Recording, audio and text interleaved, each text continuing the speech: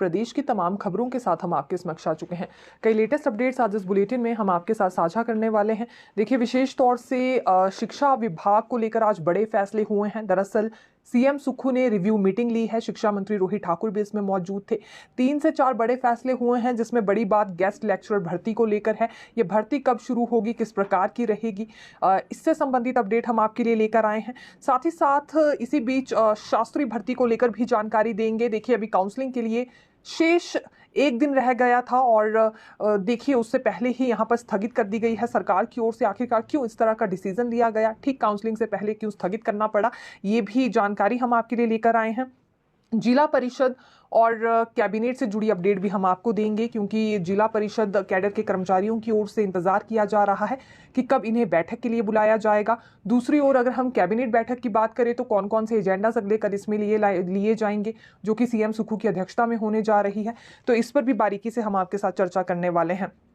शुरुआत हम मौसम से करना चाहेंगे, क्योंकि देखिए रोहतांग दर्रा में लगातार बर्फबारी हो रही है, जिस वजह से अच्छी बात यह है कि पर्यटन कारोबार एक बार फिर से चल पड़ा है। मनाली का पर्यटकों की संख्या वहां दुगनी हो गई है। हालांकि पिछले 3 महीने से पर्यटन पूरी तरह से खाली पड़ा था, होटलियर्स काफ़ी ज़्यादा परेशान थे और अब मनाली का नज़ारा देखते हुए शिमला के होटलियर्स में भी जान आ गई है। दरअसल उन्हें भी ये लग रहा है कि जल्दी ही यहाँ भी जब स्नोफॉल होगा तो पर्यटकों की संख्या यहाँ भी ज़रूर बढ़ेगी, क्योंकि पिछले 3 महीने से वहां भी पर्यटकों का अकाल पड़ा हुआ था। लेकिन देखा जा सकता है अब पर्यटकों की संख्या दुगनी हो गई है मनाली में, तो उम्मीदें यहाँ शिमला होटलियर्स की भी जग गई है। अभी देखिए, यूं तो हर वर्ष 15 नवंबर के बाद रोहतांग दर्रा को बंद कर दिया जाता था, लेकिन अभी मौसम अनुकूल है और जाने जैसी स्थिति भी वहां पर है। सड़कें भी इस बार बेहतर हैं, क्योंकि रिकंस्ट्रक्शन भी बहुत सारी सड़कों पर हुई थी। तो उसके बाद अभी यहाँ ये निर्णय नहीं लिया गया है रोहतांग दर्रा को बंद करने का, बिल्कुल अभी पर्यटकों के लिए खुला रखा गया है।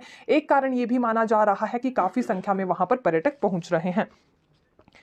देखिए, अब मणिकर्ण घाटी पर आना चाहेंगे। पिछले कल ही, क्योंकि बुलेटिन के माध्यम से हमने आपको जानकारी दी थी कि एक युवक और युवती का शव वहां पर मिला था, लेकिन शिनाख्त इनकी नहीं हो पा रही थी। वो इसलिए क्योंकि दोनों के मुंह पूरी तरह से फूले हुए थे। ये मणिकर्ण घाटी के तेंगड़ी में मामला सामने आया था, जहां पार्वती नदी के किनारे कुंड में युवती का शव मिला था और कुंड के किनारे युवक का शव मिला था। युवक को गहरी चोटें भी आई हुई थी, जिसके बाद आशंका ये बढ़ गई थी कि हो ना हो ये तो मर्डर केस ही है। अब आज ये जानकारी निकलकर सामने आई है कुल्लू पुलिस की ओर से कि जब इनके कुछ एक कागजात खंगाले गए तो ये रूस के व्यक्ति बताए जा रहे हैं। युवक और युवती दोनों रूस के हैं। 20 से 22 वर्ष के बीच इनकी उम्र का अंदाजा लगाया जा रहा था। हालांकि यहां कुल्लू पुलिस की ओर से रूसी दूतावास को भी सूचित कर दिया गया है। तो ये जानकारी लेकर आए हैं, एक तरह से पहचान हो चुकी है और कुल्लू अस्पताल में ही पोस्टमार्टम के लिए इन शवों को भेज दिया गया है। अब कला अध्यापकों पर आना चाहेंगे। कला अध्यापकों से जुड़ी अपडेट हम आपके लिए लेकर आए हैं। दरअसल एक ही बात बार बार ये कहते हैं कि जो 100 बच्चों की शर्त लगाई गई है सरकारी मिडिल स्कूल्स में, उसे हटा दिया जाना चाहिए। वो इसलिए क्योंकि बहुत सारे सरकारी स्कूल ऐसे हैं जहां पर ये शर्त ही पूरी नहीं हो पा रही है। तो इसीलिए सीएम सुक्खू से पहले भी ये मिले थे और इनके लिए ये आदेश जारी हुए थे मुख्यमंत्री की ओर से कि 100 बच्चों की कंडीशन को जल्दी ही कैसे और कब हटाया जा सकता है, इस पर अधिकारियों को मंथन करना होगा। दूसरी बड़ी बात ये भी थी कि युक्तिकरण को लेकर भी एक लेटर इनके लिए जारी हो गया था कि जहां 100 बच्चे पूरे नहीं हो पा रहे थे वहां से युक्तिकरण की प्रक्रिया इनके लिए शुरू हो जाएगी। तो इस लेटर को भी निरस्त करने के आदेश मुख्यमंत्री की ओर से हुए थे, लेकिन अभी तक ये फैसले लागू नहीं हो पाए हैं, जिस वजह से अगले कल की कैबिनेट से अब ये उम्मीद लगाकर बैठे हैं कि शायद मोहर एक तरह से इन फैसलों पर लग जाएगी और उसके बाद इनके लिए लागू हो पाएंगे।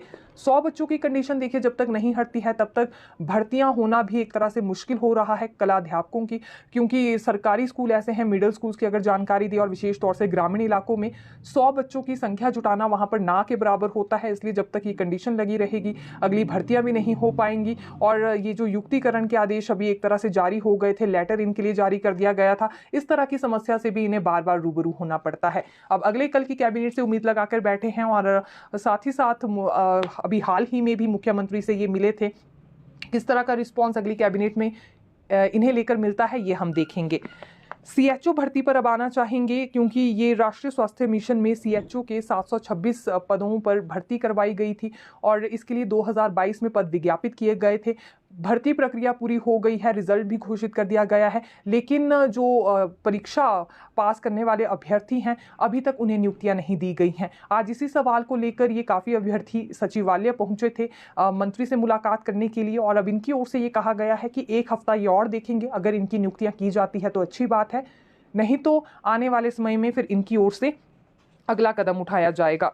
जिला परिषद कैडर पर अब आना चाहेंगे। जिला परिषद कैडर से संबंधित आपको जानकारी दे देते हैं, क्योंकि आज ही पंचायती राज मंत्री अनिरुद्ध सिंह से हमने ये सवाल किया था कि आखिरकार कब तक इनके लिए बैठक बुलाई जाएगी, तो उनका जवाब ये था कि ठीक 2 दिन में इन्हें वार्ता के लिए बुला लिया जाएगा। अभी ना तो सचिव मौजूद थे और ना ही विभाग के निदेशक मौजूद थे, जिस वजह से उनका इंतजार हो रहा था, लेकिन अब दोनों अधिकारी आ गए हैं तो तैयारियां करने के आदेश दे दिए गए हैं बैठक को लेकर। लेकिन बड़ी जानकारी निकलकर देखिए उन कैटेगरीज के लिए सामने आई है जो कि मनरेगा के तहत सेवाएं दे रहे हैं।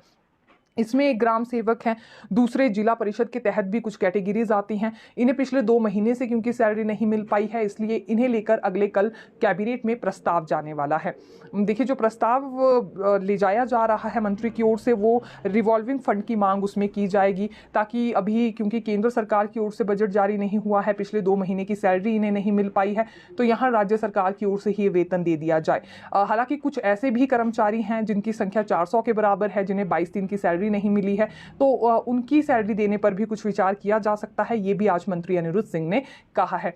तीसरी बड़ी बात यह है कि लगभग ये 4700 के करीब कर्मचारी हैं जो कि मर्जर पर मांग उठा रहे हैं, तो वार्ता के लिए जब इन्हें बुलाया जाएगा उसके बाद ही स्थिति साफ हो पाएगी कि मर्ज इन्हें किया जाएगा या नहीं, क्योंकि सवाल तो हमने ये भी किया था कि क्या मर्ज इन्हें किया जाएगा और कब तक किया जाएगा, इस पर किस तरह का सोच विचार किया गया है। तो सभी बातें बैठक में होगी, ये मंत्री अनिरुद्ध सिंह की ओर से फिर कहा गया। तो ये जिला परिषद कैडर से जुड़ी पूरी अपडेट हम लेकर आए थे। तीनों कैटेगरीज पर हमने बात की है। एक तो देखिए कुल संख्या पर आए 4700 के करीब हैं, ये सभी मर्जर पर एक तरह से अड़े हुए हैं, मर्जर की मांग इनकी पूरी होनी चाहिए। दूसरी बड़ी बात करना चाहेंगे उन ग्राम सेवकों से जुड़ी, या फिर वो कैटेगरी जो कि मनरेगा के तहत अपनी सेवाएं दे रहे हैं लेकिन पिछले 2 महीने से सैलरी नहीं मिली है, तो इनकी सैलरी को लेकर राज्य सरकार की ओर से नया रास्ता अब निकाला जा रहा है। तीसरी बड़ी बात हमने उन लोगों को लेकर भी कही है जिनकी 22 दिन की सैलरी अभी तक नहीं आ पाई है। पीडब्ल्यूडी में भी देखिए नया ईएनसी तैनात कर दिया गया है। मुख्यमंत्री की मंजूरी के बाद शुक्रवार को मुख्य सचिव प्रबोध सक्सेना की ओर से ये अधिसूचना जारी हुई है। ये 30 सितंबर से पद खाली चल रहा था, लेकिन अब राज्य सरकार ने कांगड़ा जोन के चीफ इंजीनियर नरेंद्र पाल सिंह को पदोन्नति देते हुए ईएनसी प्रोजेक्ट तैनात किया है। अब ट्राइबल क्षेत्र पर आना चाहेंगे। दरअसल जनजातीय क्षेत्र के लोग नौतोड़ भूमि की मांग उठा रहे हैं। हालांकि राज्य सरकार ने तो कैबिनेट में ये फैसला भी ले लिया है कि नौतोड़ भूमि ट्राइबल क्षेत्र के लोगों को दी जाएगी, क्योंकि इससे दोहरा फायदा होगा, दूसरे देश के अतिक्रमण का खतरा भी नहीं बना रहेगा और इस भूमि का प्रयोग भी हो पाएगा।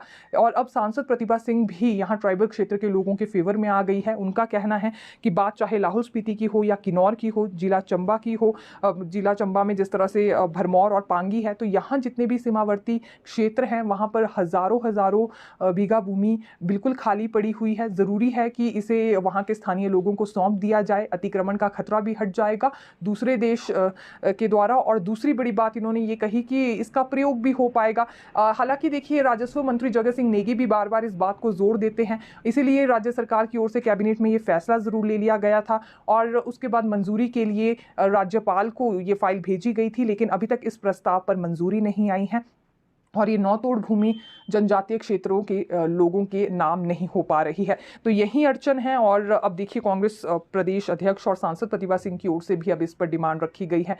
आने वाले समय में जल्दी ये फैसला लागू हो सकता है, इस तरह की संभावना यहाँ बनती हुई नजर आ रही है, क्योंकि जितने भी बड़े राजनीतिज्ञ है या सरकार की भी हम बात करें, वो इस फेवर में है कि नौतोड़ भूमि जनजातीय क्षेत्र के लोगों को मिलनी चाहिए।